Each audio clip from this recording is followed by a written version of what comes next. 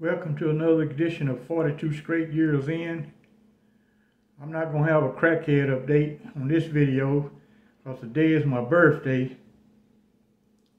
If you would have talked to me 40 years ago, I would have told you it's a possibility that I'd still be alive, not a probability. I'm going to speak on my definition of homelessness, of the homeless. A person that is homeless. A person working, lost job in house or apartment. They are trying to get back on their feet and not leech off society. Beggars, vagrants, hobos, drug addicts do not get back on their feet. There's a big difference between the two. The people who are truly homeless, those are people who need to receive assistance. You want to be a drug addict, are you receiving government assistance, you want to live on the streets, let those people live on the streets. Don't even worry about it. Most people will tell you, I'm just doing what I have to do to survive. As a catch-22 for being a criminal. The prevalent belief in most poverty-stricken communities is I'm just doing what I have to do to survive. And another cliche is I'm getting it out of the mud. This belief is rooted in falsehood and ignorance. The truth is that crime is not a necessity in the hood, nor is it helpful to anyone who engages in it. Over time, most people in criminal activity, they don't be successful because you only have a 5% rate of being successful as committing a crime. 95% failure rate. With those type of odds, you're going to lose. And when you lose your liberty. And a guy in a prison can't tell you when he's actually being released unless he has a very short sentence. Now, he know what the maximum time limit is.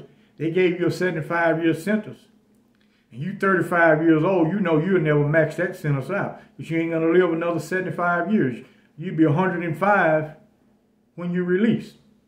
And most people, lifespan is not that long.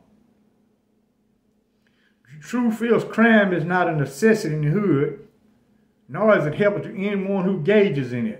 It actually makes the person's life, as well as the life of his neighbors and relatives, worse. Now, maybe some have slipped through the cracks, but I don't know of no gangbangers or none of that shit here in Dallas who own businesses and successful and they employ they so-called homeboys so they have an income. I don't know of none of those people. You know, most of the people who are in the gangs and shit, they indulge in criminal activity. That's their source of income. Like I've said before, most of them tell you their hood, this is my hood. He just live in that zip code. He don't own not one brick. He don't own anything in that neighborhood. And sometimes they're living in the government housing. The United States government own your house. You don't own jack shit. I'm going to go out. I discussed this guy in my previous videos. I'm going to go out to his estate out in Forney. That's where he lives at. I'm going to go out there and we're going to have a big birthday bash.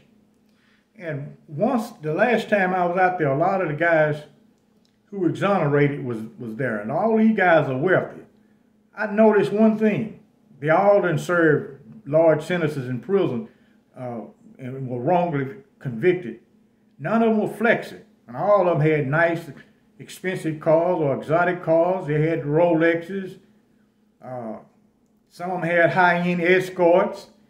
But they wasn't flexing. Y'all had someone in the comment section say that all I talk about in our videos is rich people. In a state prison, it's not going to be that many rich people.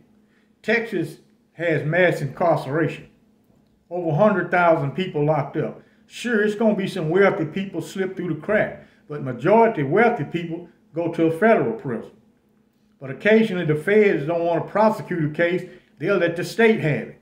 Now, I have ran into some guys in Texas prison who were wealthy. Not that many. I can count on both hands who are wealthy. Most guys there are poor as fuck. And 5% of the guys is going to be successful on the outside. What I mean by successful, they own a house, a car, and live pretty decent. Only 5% going to do that. For every 5% that's successful, so I can go find 100 of them who ain't jack. They one step away from being homeless, or they are homeless. You know, it's some people who gonna slip through the crack. Now, he was saying that that's all I talk about. Man, much violence as I discussed, prison is a violent fucking place. There ain't nothing about no luxury in no fucking Texas prison.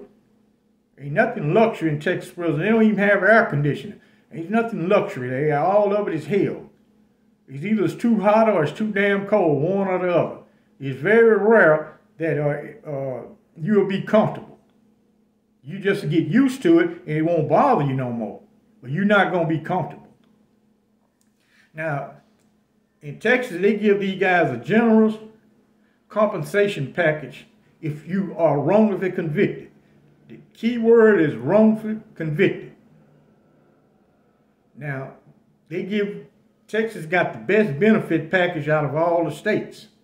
Now, that's some guys who were sued for being wrongfully convicted and got way more money than what the state wanted to give them.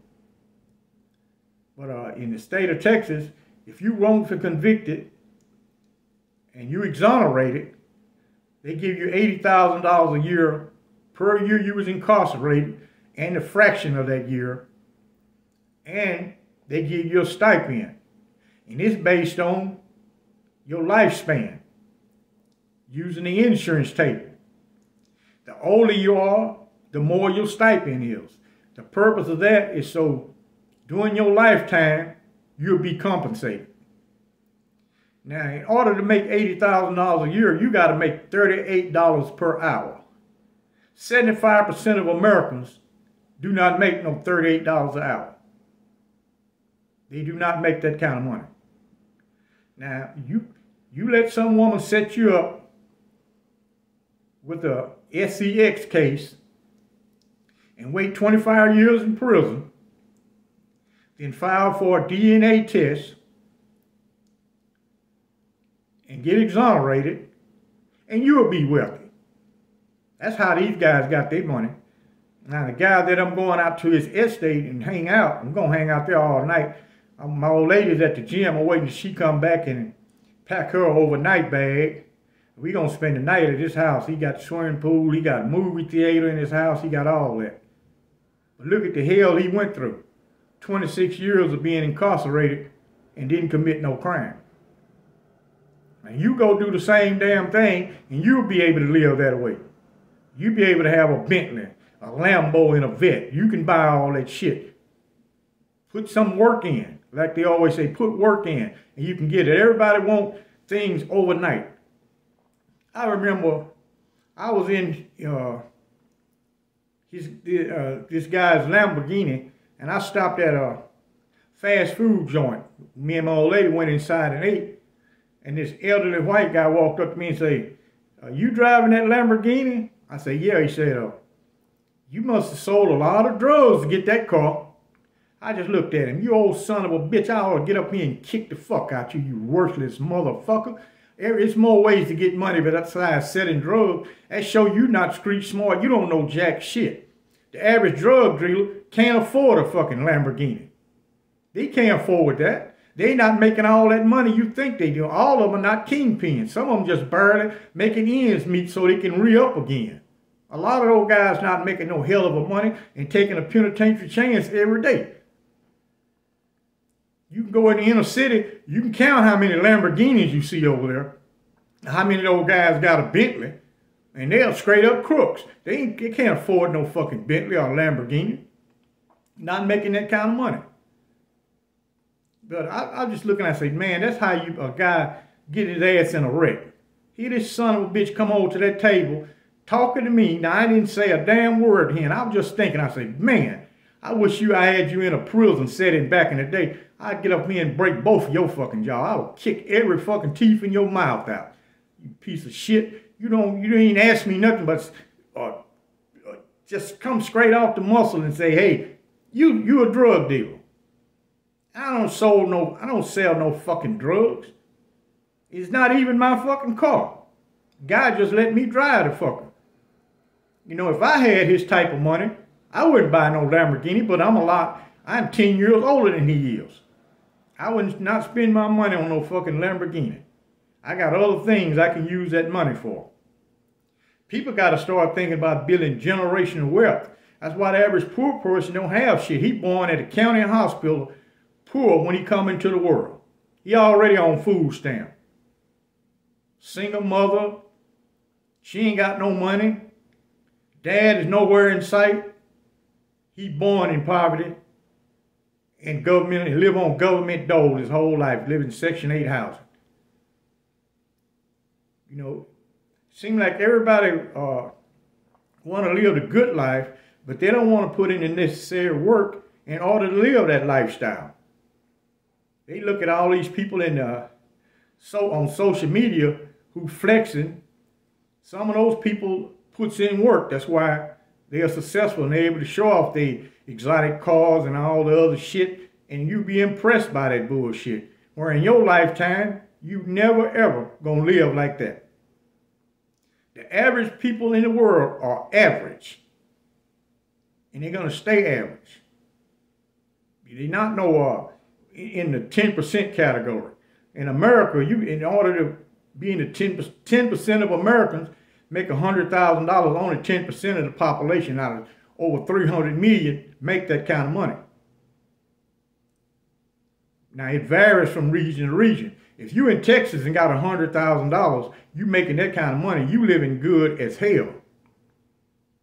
You half-ass take care of your finance, you gonna live good because you living in the 10% of the people in the state of Texas. Now, in other states, sure, they make more money. New York, but look at the housing and the cost of services there. It still balances out. And only 1% of Americans got all the wealth. And last time I checked, you got to be worth over $8 million to be considered a 1%. 1% of the people. That is a small number out of over 300 million. My old lady, she be back from the gym, and I just got a text from her, and we gonna head out there to his spot, and he invited some more fellas, and we gonna have a good time, and I'm gonna spend the night at his house, and I'll be back to my house Tuesday morning. Yeah, I was backing my car up, and then some kind of way somebody put a big ass scratch in my fucking rear end. I'm gonna go to a car dealer paint shop and see how much it costs me to get this scratch out. And y'all follow me over on Patreon, like and subscribe, and I thank you for watching.